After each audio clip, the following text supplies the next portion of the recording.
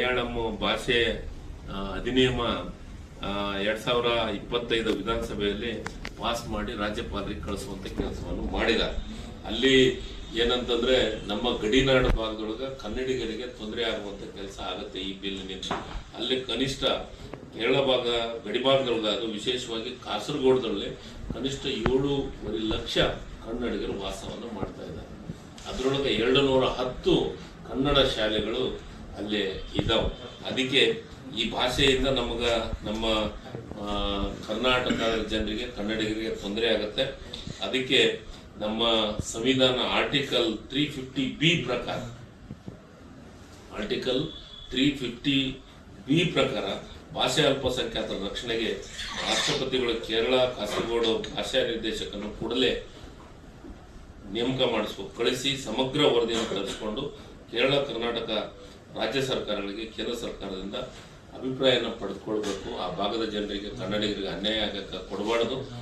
ಆ ಭಾಷೆ, ಆ ಬಿಲ್ ತಂದಿರೋದ್ರಿಂದ ಆ ಭಾಗದ ನಮ್ಮ ಜನರಿಗೆ ತೊಂದರೆ ಆಗಕ್ಕೆ ನಾವು ಕೊಡೋದಿಲ್ಲ.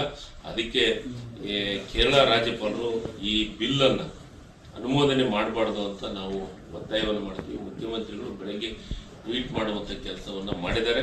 ಅದಕ್ಕೆ ನಾನು ಮುಖ್ಯಮಂತ್ರಿಗಳ ಗಮನಕ್ಕೆ ಮತ್ತು ಉಪಮುಖ್ಯಮಂತ್ರಿಗಳ ಗಮನಕ್ಕೆ ತಂದು ಒಂದು ನಿಯೋಗವನ್ನ ಮಾಡಿ ಸನ್ಮಾನ್ಯ ರಾಷ್ಟ್ರಪತಿಗಳಿಗೆ ಭೇಟಿ ಮಾಡುವಂತ ಕೆಲಸವನ್ನು ಮಾಡಬೇಕು ಅಂತಂದು ನಾನು ಮುಖ್ಯಮಂತ್ರಿಗಳ ಗಮನಕ್ಕೆ ತರುವಂತ, ಉಪಮುಖ್ಯಮಂತ್ರಿಗಳ ಗಮನಕ್ಕೆ ತರುವಂತ ಕೆಲಸವನ್ನು ಮಾಡ್ತೀವಿ.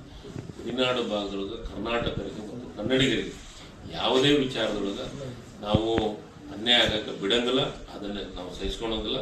ಅದಕ್ಕೆ ಮುಂದಿನ ದಿನ ಒಂದು ನಿಯೋಗವನ್ನು ಮಾಡಿ ರಾಷ್ಟ್ರಪತಿಯನ್ನು ಭೇಟಿಯಾಗುವಂತ ಕೆಲಸವನ್ನು ಮಾಡ್ತೀವಿ. ಈಗಾಗಲೇ ಗಡಿ ಭಾಗದ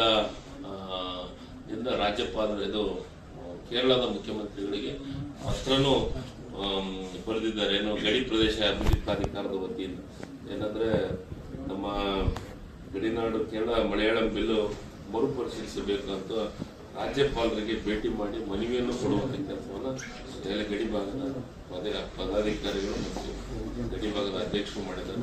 ಅದ್ರ ಬಗ್ಗೆ ಇನ್ನೂ ಕೂಲಂಕುಷವಾಗಿ ಚರ್ಚೆಯನ್ನು ಮಾಡಿ